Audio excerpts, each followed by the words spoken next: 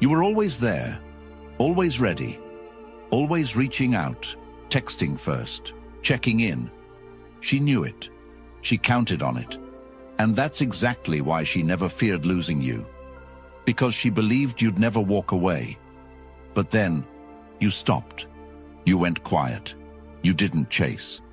And suddenly, she was watching your stories, liking old posts, appearing out of nowhere. Because when you finally stopped feeding her with your presence, she felt a kind of emptiness she couldn't explain. That's not love. That's ego withdrawal. And it only proves one thing. When you ignore her, that's when she wants you most. If this sounds like you, I made something for you. I created a book that goes far deeper than any video could. It's called The Stoic Relationship Blueprint for Men. It's not just advice. It's 2,000+ years of Stoic wisdom translated into modern action steps to take your power back. If you've been the man who gave too much, waited too long, hurt too deep, this blueprint was made for you. You can grab it right now. It's in the comments. But it won't be available forever. This knowledge is sacred, and to protect it, access is limited. Now let's talk about what happens when you ignore her. Number 1, the reverse psychology of ignoring her.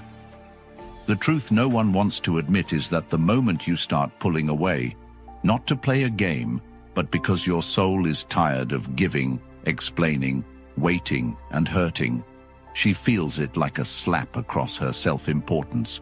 And it's not love she suddenly discovers in your absence. It's panic. It's loss of control. It's the unsettling realization that you no longer orbit her emotional gravity. And what once made her feel powerful is now silent. And silence to someone who relied on being chased is unbearable.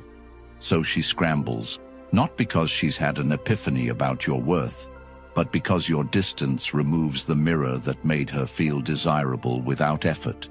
And now she starts to message you, watch your stories, bump into you on purpose, send empty emojis or late-night hey texts. But it's not out of romance.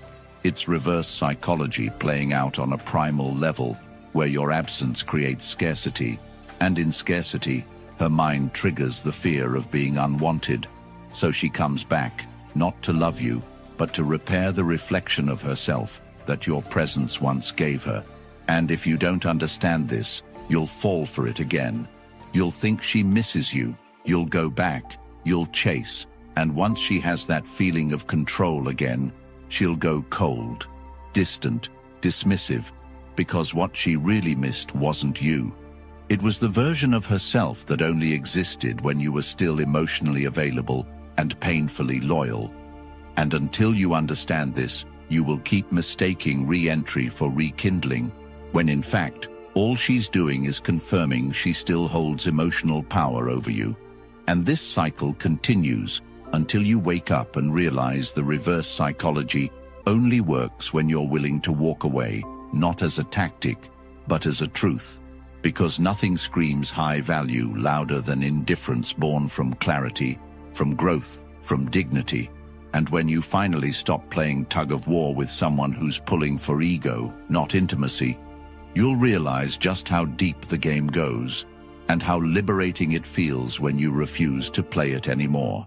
Number 2, emotional detachment equals power. Emotional detachment doesn't mean you're numb or heartless. It means you've matured past the point of emotional slavery, past the urge to explain yourself to someone who only listens to manipulate, past the need to prove your worth to someone who never planned on reciprocating your effort. Because when you detach, you become a man again. Not a responder to every emotional bait she throws. Not a puppet tied to her moods. Not a fixer trying to heal a wound that she uses as leverage. And that is when everything changes. Because your silence is no longer an act. It's a standard. Your boundaries are no longer suggestions. They're laws written by pain, by experience, by years of overgiving and under-receiving. And she will feel it in your tone, in your delayed responses, in your absence from her games. And what she once dismissed as neediness is now a ghost. No more apologies, no more double texts, no more defending yourself in conversations designed to confuse and disempower you. And that shift, that deep calm inside your bones, terrifies her, because she can't move you anymore. She can't summon you with breadcrumbs. She can't measure her worth by your attention. And now she has to sit with herself, without the emotional mirror you once held up. And that is when the pullback becomes power. Not because you've become distant, but because you've become rooted. Rooted in your self-worth, your direction, your truth. And that rootedness radiates strength. It changes how you walk into a room, how you carry silence, how you stare back without the need to fill the void with desperate gestures. And the irony is that now, when you no longer need her, when her approval is irrelevant to your mission, when your energy is reserved for people who bring peace, not problems, that's when she begins to crave you again. But this time, it's too late, because your emotional detachment didn't come from coldness, it came from clarity. And nothing is more powerful than a man who sees clearly, feels fully, but gives selectively. And if you want to live like that, it starts by walking away from anything that asks you to shrink in order to stay, and understanding that your peace, your progress, and your power all begin the moment you no longer react out of fear of losing someone who was perfectly fine with losing you first. Number 3, detachment creates curiosity. When you detach with intention, not to manipulate, not to trigger jealousy, but because you finally understand that your worth is not determined by someone else's attention span, you create a psychological shift that speaks louder than any confrontation ever could, because people are not wired to obsess over what's always available. They're wired to investigate what suddenly changes, what slips away quietly, what becomes unavailable without explanation. And in relationships, especially when you've been the giver, the fixer, the one holding everything together while she weighed her options, the moment you stop showing up with that same pattern of self-sacrifice, the moment your energy becomes focused on your development, your boundaries, your structure, she feels the loss, not of you, but of the pattern she was feeding off. And this is where curiosity is born, because she was used to the version of you that answered instantly, over-explained everything, and tried too hard to be understood. And now you're not reacting, you're not explaining, you're just working out more, dressing better, showing up online with more discipline, speaking with less need for validation. And while you're doing it for yourself, her brain begins to spiral. Why is he so calm?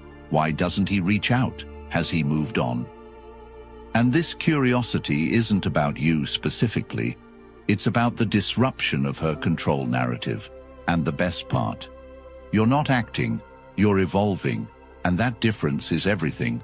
Because fake detachment always leaks through cracks, but real detachment shows up as peace, as clarity, as focus.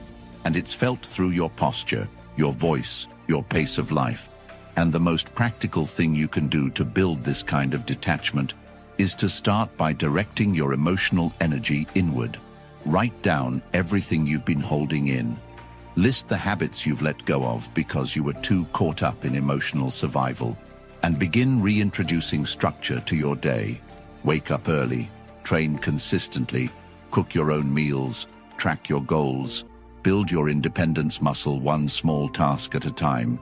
And the more you honor your time, the more naturally curiosity follows, because you'll stop being emotionally readable, and people who can't read you can't control you.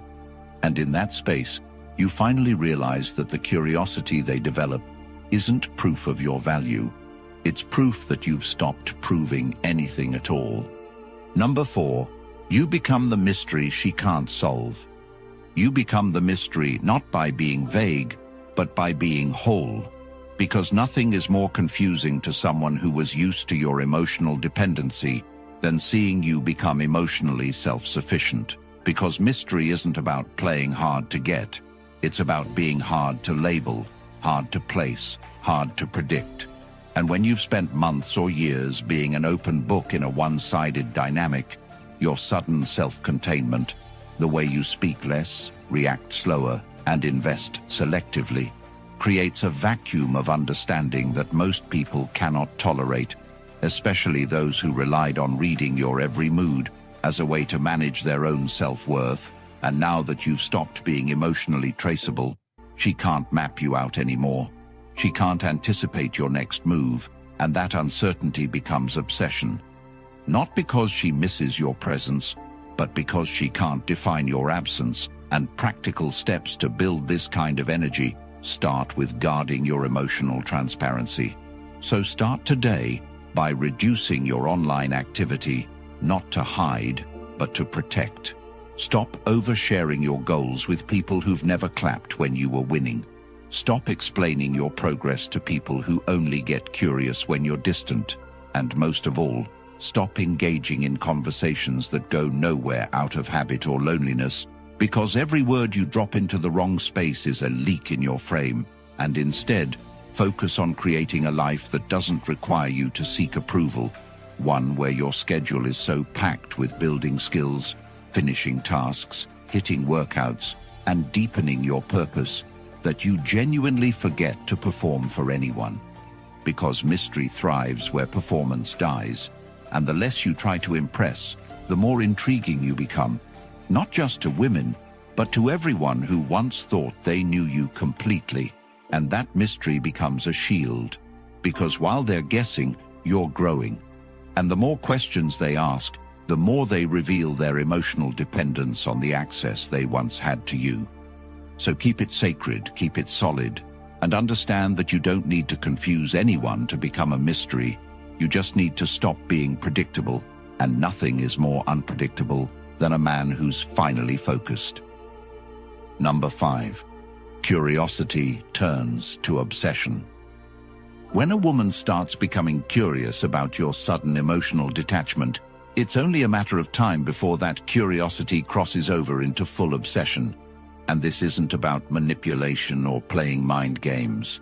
It's about the psychological chain reaction that begins the moment you stop making her feel like the center of your world and start showing her that you have a world without her.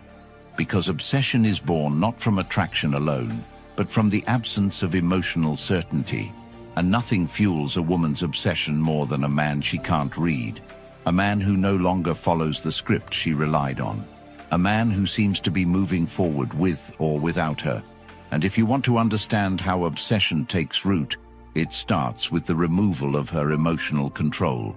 When she sends a message and gets no immediate response, when she posts something and you don't acknowledge it, when she tries to engage you with subtle provocations and you respond with calm or not at all, she doesn't interpret that as disinterest. She interprets it as elevation, as distance she cannot cross. And in that gap, obsession builds brick by brick, thought by thought, because now she's left with only questions, and most women will think in silence before they speak, wondering if they misjudged you, if you're replacing them, if you truly stopped feeling anything. And what turns this curiosity into obsession is the consistency of your self-direction, the quiet confidence you carry, the way you no longer need her validation to feel solid in your skin. And that shift creates a mental loop for her. Every time she checks your feed, hears your name, or sees something that reminds her of your past attention, the gap between what she remembers and what you've now become drives her crazy. And if you want to start building that same energy today, remove every unnecessary access point she has to your life. That means delete conversations that serve no growth. Stop updating people who haven't earned your reality. Unfollow pages that keep you mentally trapped in the past. And most of all, shift your focus from reaction to redirection by setting new physical challenges, pushing your learning curve, investing your time in high-return habits like journaling, high-effort training, or launching that idea you've kept shelved. And by doing this, you're not just making her obsessed, you're creating a path where obsession from others becomes irrelevant, because the new you doesn't chase validation. He builds such depth in his world that curiosity from others becomes inevitable. Number 6. The attraction of silence. The truth is that most men talk too much. They explain their intentions. They try to win her over with clarity, with consistency, with openness. And while all of that can work in healthy dynamics, when you're dealing with someone who's gotten used to your predictable availability, it creates a dynamic where your words become background noise, not impact. And the moment you replace excessive talking with deliberate silence, not as a tactic, but as a boundary, you immediately increase your value in her mind, because she's no longer flooded with your energy. She's no longer being handed emotional reassurance for free. And in that absence, her perception of you starts to change, because now you're not the guy who's always texting first. You're not over-explaining why you're hurt. You're not trying to fix something she doesn't even admit is broken. Instead, you're composed, you're selective, and you've learned that silence isn't passive, it's powerful. And what makes silence attractive isn't the absence of communication. It's the presence of emotional clarity behind that silence. And if you want to start using this today, begin by cutting your verbal output by half. If you feel the need to explain yourself in 3 paragraphs, say it in 1 sentence or not at all. If someone disrespects your time, don't argue. Remove your availability. If you're pulled into emotional baiting, stay calm, exit gracefully, and get back to your focus. Because when you do this repeatedly, you teach her, and everyone around you, that you no longer communicate to be understood. You speak only when necessary, and that makes everything you say carry more weight, more authority. And when you combine this energy with real action behind the scenes, building muscle, leveling up your finances, managing your time with discipline, the quiet becomes a symbol of growth, of focus, of a man who's too dialed in to waste time proving himself. And when she starts noticing that you're no longer accessible like before, that you don't explain your whereabouts, that your tone has shifted from pleasing to purposeful, she begins to associate your silence not with distance, but with strength. And that is what creates deep emotional pull. Not the things you say, but the life you live that speaks louder than any word ever could. And the best part is this: once you embrace this way of living, you no longer use silence to attract anyone. You use it to protect your focus. And in doing so, you become so centered that the right people will naturally be drawn to you. Not because you reached for them, but because your silence revealed you've become the kind of man who no longer has to. Number 7. Reclaiming power through discipline. You don't reclaim power by waiting for her to appreciate what she once overlooked. You reclaim power the day you stop negotiating with yourself, the day you stop saying tomorrow to things you know need to be done today, the day you decide that your life is no longer a reaction to other people's approval, but a reflection of your standards, your work, your structure. Because discipline isn't about restriction, it's about liberation. It's about taking full ownership of how you move, how you think, how you show up when nobody's watching. And when you start stacking small wins consistently, without needing applause, you begin to rebuild the broken foundation that allowed you to tolerate inconsistency, disrespect, and emotional crumbs for so long. And the most direct way to start today is simple. Write down the 3 areas where you're most inconsistent. Maybe it's your fitness, your finances, or your emotional regulation.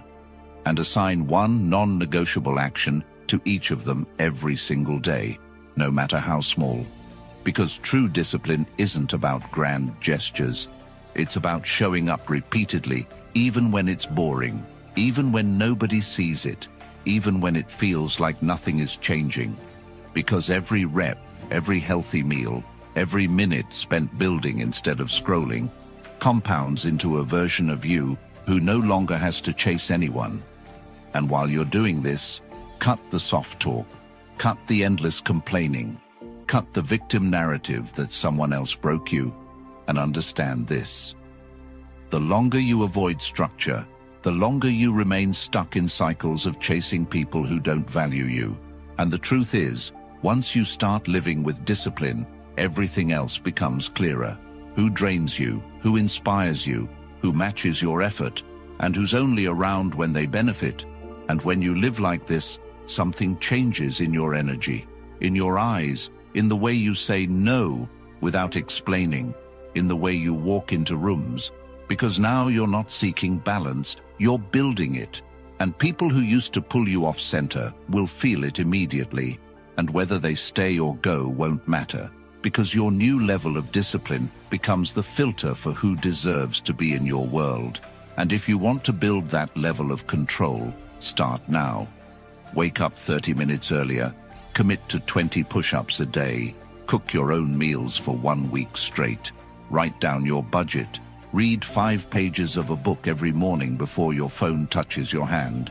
And if you do this for just 30 days, you'll no longer be the man who asks, "How do I make her want me again?" You'll be the man who's too focused to care, because your power will no longer be an idea, it will be a habit.